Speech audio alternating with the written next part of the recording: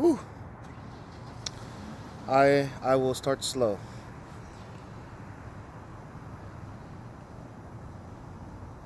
I'm now accepting that there's just a far, far distance between what I feel and what I think.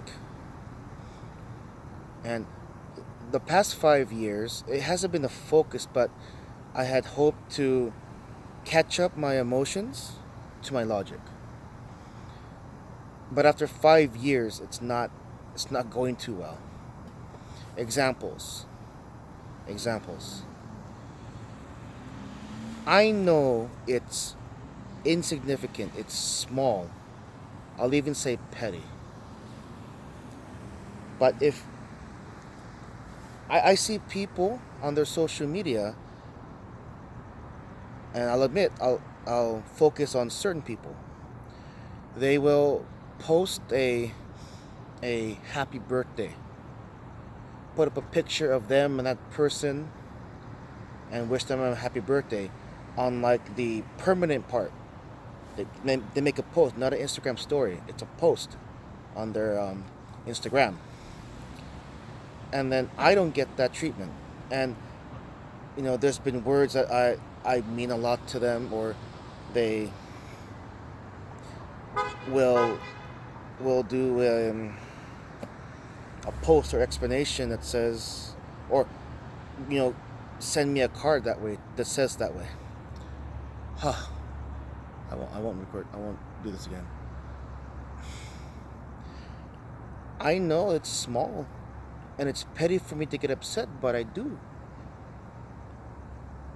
The emotional pain hits, and then I have to.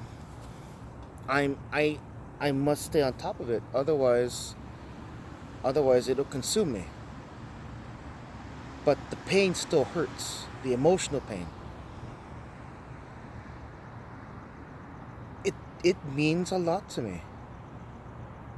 If someone will, or these certain people will, put up a picture of me on their permanent post, either on Facebook or IG, Instagram, not the story, so that everyone sees it, so that it makes me feel that I am a big part of their lives, as they have made me believe.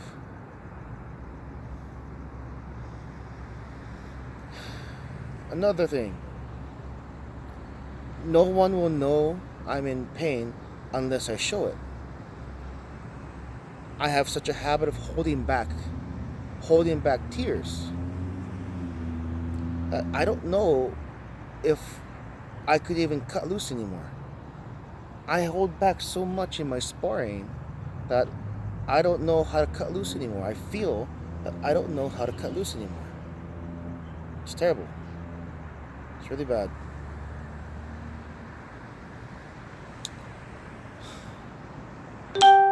Yeah, it's tiny stuff, petty stuff, but it happens, and that's the pain I feel. Just a post will just bring my mood down. It's like, how come? What about me? Don't I mean much that much to you too, or somewhere in that neighborhood? You can't put a post of me and you together and say happy birthday, or say how how proud you are to know me, how proud that how proud you are to have me in your life.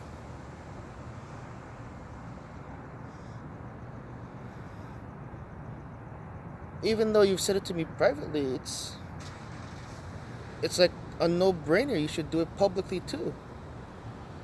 And in my head, that's negligible. That doesn't have to happen. But in here it does. It hurts. It's the pain that would drive me down. It drives me down, drives my mood down. And I have to fight again. Fight to know that you have to keep fighting But to be so tired and drained because of the fighting.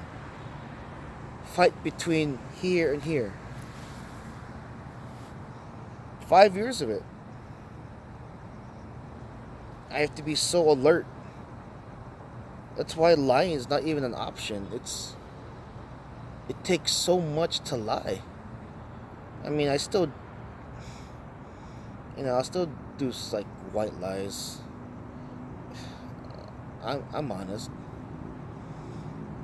If it's like someone's going to die, did I do good? Yeah, I'll tell you, you did good. The last thing you're gonna hear is that you did good, even though you were a serial killer. That's a poor example, but it's the best one I got right now. Yeah. Why does that hurt? I've I've been at this for a while now. It's like I'm gonna forget trying to figure out why it hurts and just accept it. Accepting helps. To accept that it hurts. To admit. When I meditate on release. Release.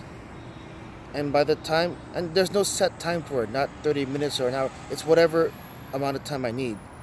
On a Saturday night into a Sunday, if I'm roaming around by myself, I'll sit and just let the emotions flow.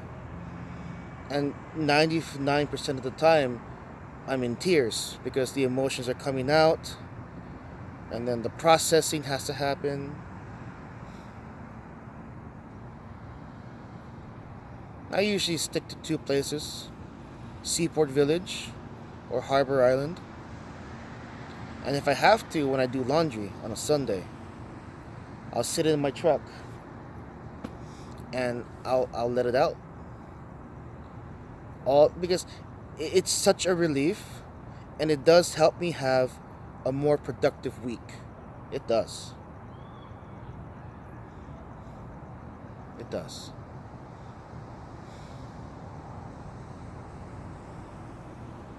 But the emotion just makes me want to scream. Post a picture of me and you. Put an endearing message caption to the post on your Instagram, on your Facebook, Snapchat. And just let me, God, just let me know that my work isn't for nothing. That you are proud and happy to know me. That you care, that you love me. Do I put off the persona of a private person? Maybe. Am I always the one that's strong? I've learned just from a quote. The problem with being a strong one is that no one lends a hand. No one knows you're in pain unless you show it. Wow. 10 years ago, I wouldn't have known what that meant. I would have been able to make that a part of my life. That's grounds for being called a pussy or not strong enough. I wasn't taught how to navigate the social world. I wasn't taught how to give myself permission to say I love you. Give myself permission to cry. Give myself permission to be a child or childlike. To allow myself and give myself permission to have that childlike curiosity to explore and tinker.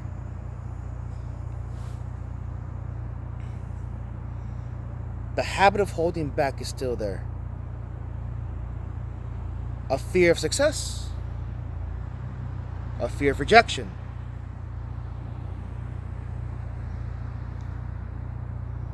But the biggest one now is that damn post. Ugh, fuck. That's hitting me really hard right now.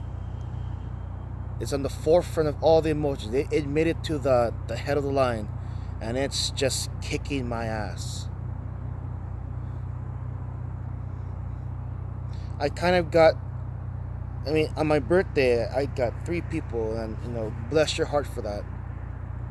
3 people on the Instagram story. I'll take it. I'll take it. I put it on the Instagram story, so did they. So, that's my fault. And you know what? Because they did it, I'll still take it. Next time there's a big occasion, like a birthday of mine, I'll put it on the actual story, on the actual post, the one that's there forever. And maybe they'll do the same thing. People can't read my mind.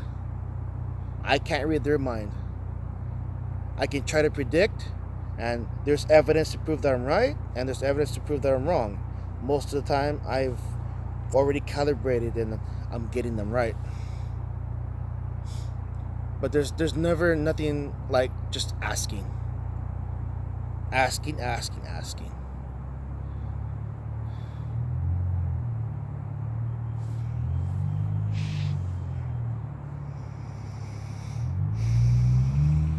Separation anxiety. Life is balance. I got so used to driving home with company, driving to work with company. Now I'm always alone.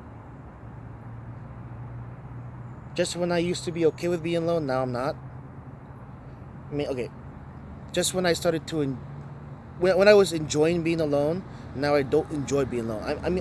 I can be okay alone, but I don't enjoy it. Not anymore. I want that company. I want that quality conversation, that quality time. That's how you love me.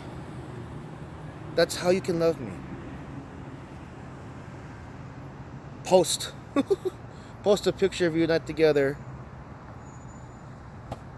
and a caption of like how proud you are to know me, how happy you are to know me. Keep me company.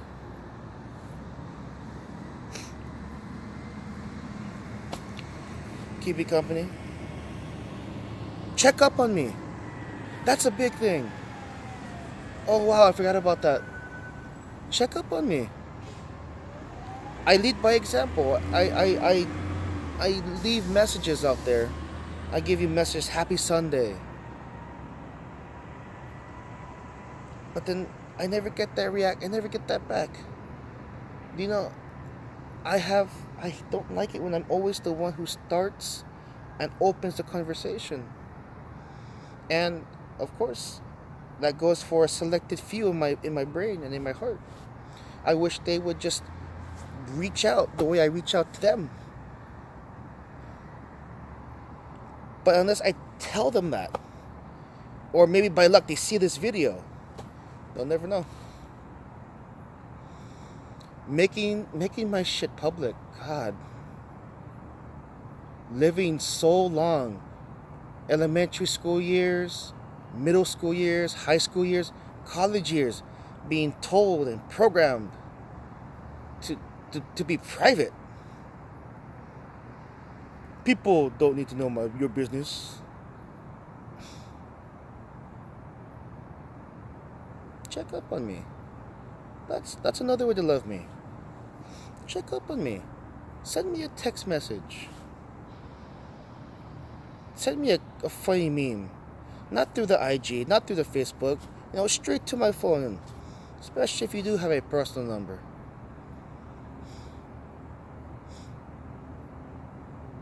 Yeah. And again, I'm guilty of wanting that from certain people. People that I've invested my time, my emotion into, and yeah, even money too. But the money is like the last thing on my mind. It's the emotional investment and the investment of time. And I have to be the bigger person and have no expectation, but it's so hard when the feeling of wanting a return is there. Fight. Always a fight. Always my hands up. Even when I sleep.